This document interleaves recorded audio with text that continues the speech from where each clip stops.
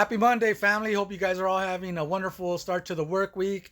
Wanted to give my thoughts on this weekend's games. I like to wait until Monday because usually Sunday you're a little emotional one way or the other. You tend to either be too down on your team or too up on them.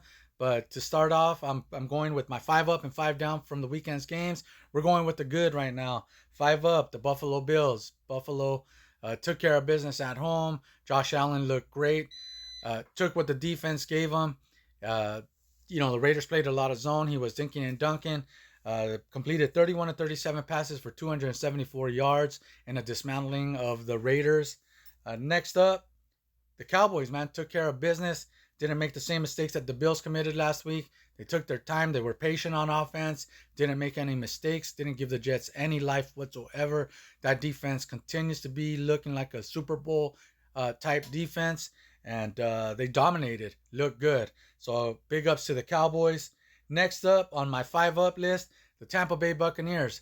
Damn, I was not a believer, but Baker Mayfield, he's looking good.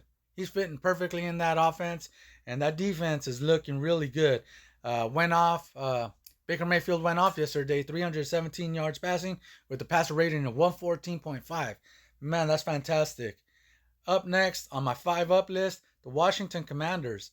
Man, that defensive front is something special, nothing to be messed with. They were putting pressure on Russell Wilson all game long. They went to Denver, which is a tough place to play. It's loud, the thin air, and they handled their business, even though at the end they gave up a Hail Mary, which was crazy. But they held on to win that game. That last play, I got to say, that 2 point conversion, it looked like a little bit of pass interference, but they didn't call it. Hey, I mean, I got to give credit where credit is due. Big ups to you, Washington. Great performance. Great young team. They look like they're on the up and up. Next up, the Baltimore Ravens on my five up. Beat their division rival, the Cincinnati Bengals. Lamar Jackson looks like the Lamar Jackson of old. He looks healthy. He's running. He's dangerous, man. Can pass. He can throw. I mean, he can run. He can do it all, man. This guy he's a star.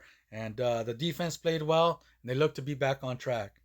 Now for the bad part of it, my five down from the weekend. I've got to unfortunately start with my squad, the Las Vegas Raiders. Man, what the hell was that? What a terrible, terrible performance by the Raiders. They practice in West Virginia to acclimate to that East Coast time. Man, they should have just stayed in Vegas if they were going to put on that performance. They were terrible. Coaching continues to be a major issue, and the defense played like shit. I mean, I can't put it any other way. Terrible performance by the Raiders. 38-10 beat down at the hands of the Buffalo Bills, who last week put on one of the worst performances on a Monday night. Uh, I'm not sure why you continually play zone against the Bills. Josh Allen picked you apart. I mean, at one point, you guys, I don't know, Patrick Graham, you might want to blitz him occasionally since he tends to make mistakes under pressure and just throw the ball up for grabs. I don't understand what the game plan was, but that wasn't it. Next up, the Denver Broncos, man, part of my five down.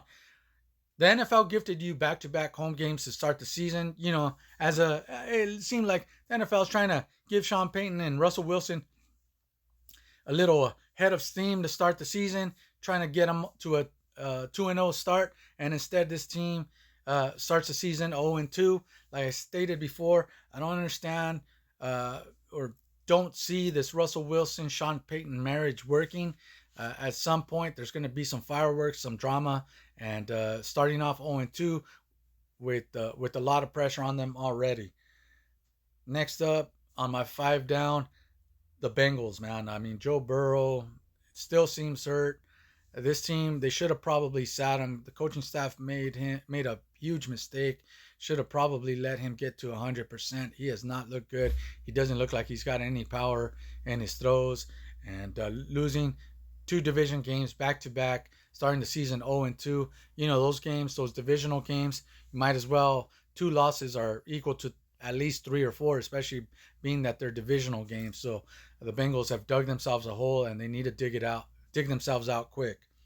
Next up, the New York Jets. 1-1 is not bad, but the problem is that yesterday they were depending on Wilson to carry the load, and it was not a good look.